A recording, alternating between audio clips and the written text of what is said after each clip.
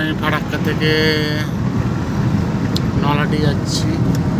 দেখতেই পাচ্ছ রাস্তার অবস্থা। এখন ফারাক্কা থেকে যাচ্ছি নলহাটি। দেখো এই যে আমার গাড়ি চলছে এখন।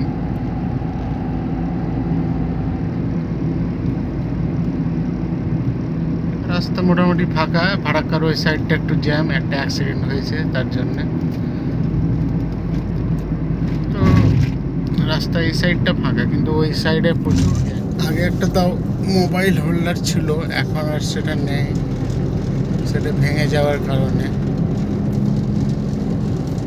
ওই জন্য এখন একটু প্রবলেম হয় ভিডিও করতে। ওই জন্য আর সেই রকম গাড়িতে আর ভিডিওগুলো দিতে পারি না। এই রাস্তায় যদি তোমরা কেউ এসে থাকো তাহলে জানাবে কমেন্ট বক্সে। এখন চলছে আমার 80 স্পিডে। কেন যে রাস্তায় এই ব্যারিকেডগুলো দেয় সেটা আমি ভেবে পাই না। এগুলোর জন্য প্রচুর হয়রানি হতে হয়। এত ব্যারিকেড দেখছো কেমন অসাবধানতাতে পার হচ্ছে। দেখছে সামনে গাড়ি আসছে, একটু দাঁড়িয়ে গেলে কি হয়, তাই না? কিন্তু দাঁড়াবে না, এটাই হচ্ছে ব্যাপার। তাহলে কি জানি হয়ে যায় ওদের।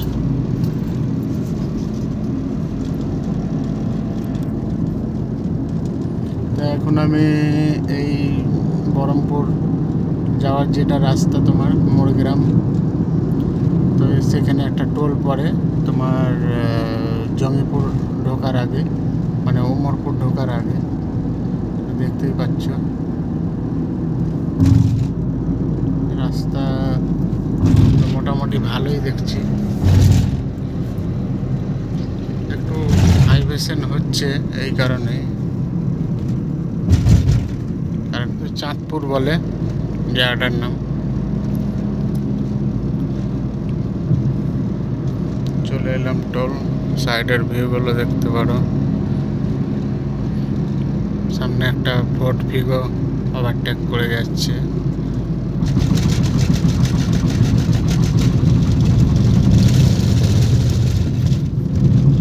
টোল পার করে বেরিয়ে যাচ্ছি। পিছনের টোল রইলো, দেখতে পাচ্ছ।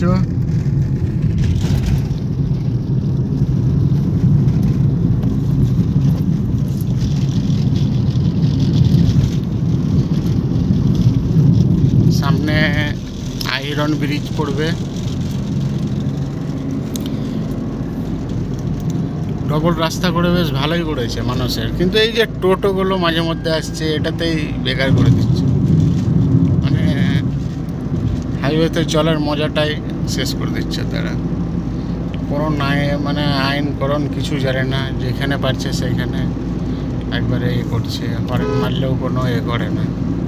এটা ধারে ধারে গেলে একটা আলাদা ব্যাপার, কিন্তু কি আর বলবো, তাদেরকেও পেট চালাতে হবে।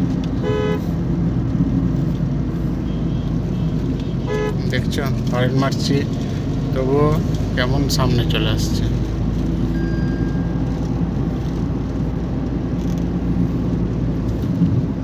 কিছু কিছু মানুষ বোঝে। আমিও বাইক চালাই যখন মেন রাস্তায়, ওরকম ধারে ধারে দিয়ে যাই, যেরকম দেখতে পেলে। হ্যাঁ, ওই সাদা বর্ডারের ওই পাশ দিয়ে। এত মিডিলে আমি সেরকম চালাই না। ঠিক আছে, স্পিড একটা মেনটেন করতে হবে তাহলে, তাই না? আর তুমি একটা মিনিমাম স্পিডে চলবে, আর তুমি সেটা তো হয় না। সেটা অন্যরও প্রবলেম হবে, আবার নিজের জন্য তো প্রবলেম আছে। পিছন থেকে কোনো গাড়ি যদি ঘষে বেরিয়ে যায় তাহলেই তো মুশকিল, তাই না?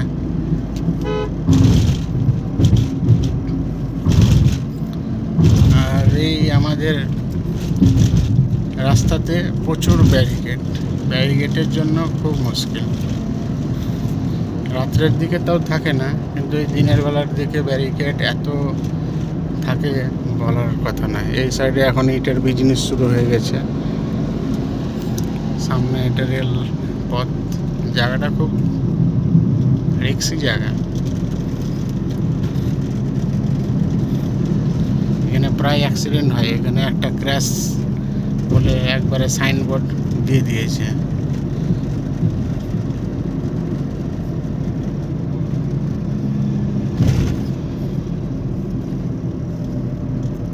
এখানেও ব্যারিকেড দেওয়া আছে, দেখতে পাচ্ছ।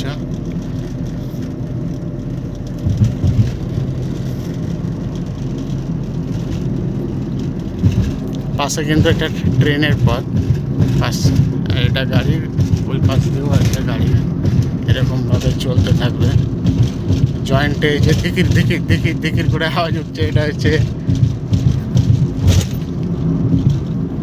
এ পাশে রেলপথটা চলে গেল জঙ্গিপুর, কলকাতা, কাটোয়া।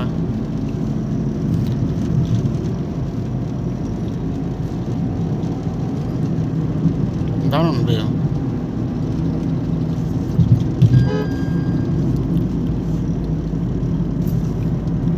এই রাস্তায় মোটামুটি ভালো স্পিডই তোলা যায়, 80-র ওপরে, কিন্তু স্পিড মেনটেন করে চালাই ভালো, অত স্পিড না তোলাই ভালো, তাই না?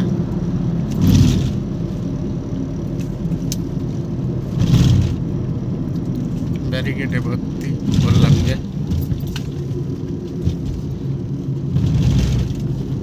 ব্যারিকেড। সামনে পেট্রোল পাম্পে তেল ভরতে হবে, তেল দুটো কাঁটা দেখাচ্ছে।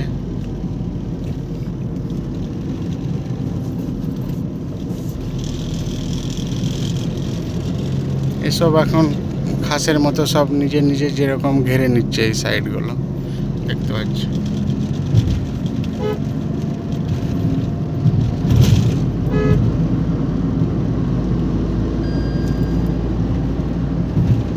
ট্রাকওয়ালাদের একটা জিনিস দেখেছি, হরেন যত মারবা তত তোমার দিকে দেবে চলে আসবে। কী যে মজা পাই আমি ভেবে পাই না।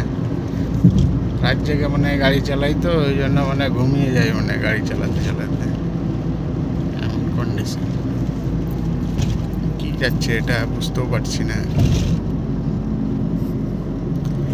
গরুর গাড়িতে যাচ্ছে, যাই হোক কোনো ঠাকুর যাচ্ছে।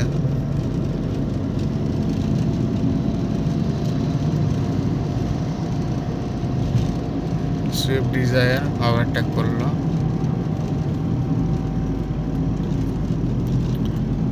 অবশেষে তেল ভরা কমপ্লিট হয়ে গেল।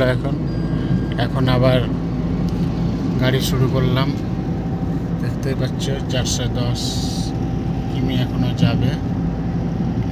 আগে ছিল 2 কাঁটা, এখন পেট্রোলের কাঁটাটা অনেকটাই বেড়ে গেছে। এখানে মোটামুটি 80 স্পিড কভার করা যাবে, কিন্তু আমার 85 চলছে। ঠিক আছে, কোনো ব্যাপার না, 5ই বেশি চলছে, সেটা একটু একটু হয়ে যায়। 90 চালালেও কোনো ক্ষতি নেই, রাস্তাটা বেশ ভালো। এদিকে দেখতে পাচ্ছ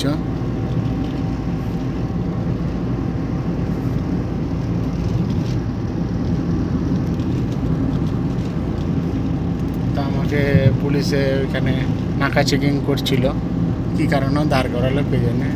ওই মনে হয় তাও ডিকি খুলে দেখাতে গেলাম, বলছে ছেড়ে দিলাম চলে যাও। দেখাতে হবে, শুধু শুধু টাইম মানে নষ্ট করা, আর কিছুই না।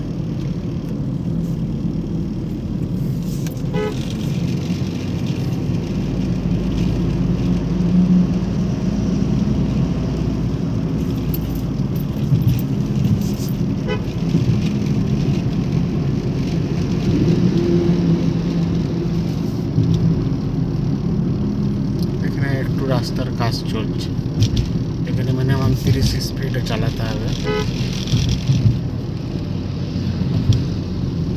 এই যে এখানে ব্রিজের কিছু কাজ চলছে, তার জন্যে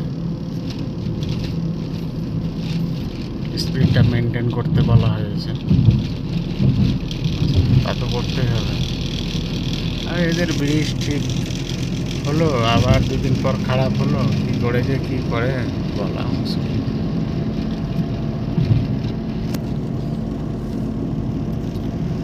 আমি এখন উমরপুর চলে এসেছি, মানে ডুববো হয়ে গেছি, আর মোটামুটি 2-3 মিনিট পরে ঢুকে যাব। সাইডের ছুটি গাছগুলোতে প্রচুর ফুল এসেছে।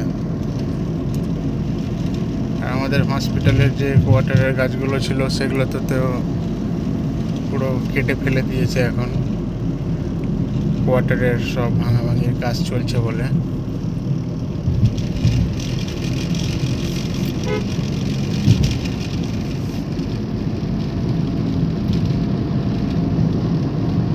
এটা panjabi dhaba, O2 public school.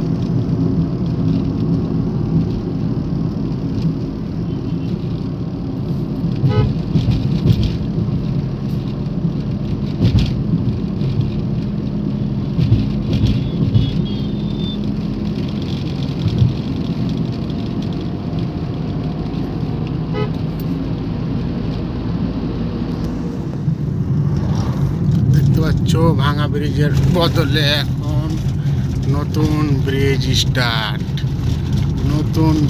Start হয়ে গেছে। ভাঙা ব্রিজ এখন বন্ধ, এখন রিপেয়ারিং এর কাজ হবে। ঠিক আছে, এখন রিপেয়ারিং এর কাজ চলবে। এই দেখো রিপেয়ারিং অলরেডি শুরু হয়ে গেছে, দেখতে পাচ্ছ। আর এখন নতুন এই ছোট্ট ব্রিজের রাস্তাটা করেছে। তবে বন্যার কালে যতটা উঁচু ছিল ওই রাস্তাটা, এই রাস্তাটা অনেকটা নিচু, ওই ওপর দিয়ে রাস্তা ছিল। আমার মনে হচ্ছে বন্যাতে হয়তো আশা করি ডুবে যেতে পারে।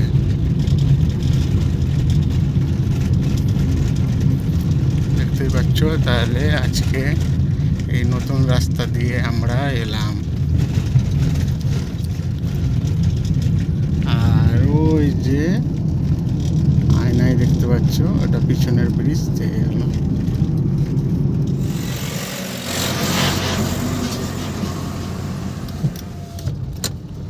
পুরো রাস্তা চলে এলাম।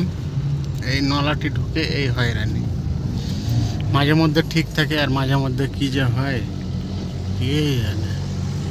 দেখতে পাচ্ছ চারিদিকটা ফাঁকা মাঠ, আর এটা হচ্ছে ফ্লাইওভার, আর হচ্ছে এই পাথরের গাড়ির জ্যাম, যেটা কি কারণে লাগে কেউ বলতে পারে না। মাঝে মধ্যে লাগে, আবার প্রশাসন আবার চেঞ্জ হয়ে যায়, আবার তখন আবার সেম এরকম কেস। পুরো দেখছো কোথা পর্যন্ত একবারে জ্যাম হয়ে আছে। লুকিং গ্লাসে দেখো আমার পিছনে কত গাড়ি লেগে আছে, আর সামনে এই গাড়িগুলো লেগে আছে। এখন স্টার্ট বন্ধ করে বসে আছি, কি করবো গাইজ, কিছু করার নেই, বসে থাকতে হবে এখন। এটাই হচ্ছে এখন ডেলিকার রুটিন।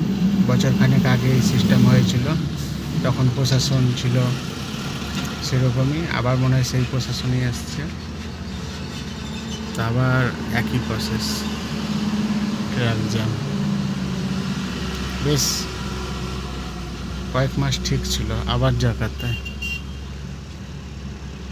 এই ভোগান্তি শুধু আমাদের জন্যই নয়, হ্যাঁ, আরও কত কত লোকের জন্য, যাদের অ্যাম্বুলেন্স নিয়ে যাবে তাদেরও এরকম ভোগান্তি।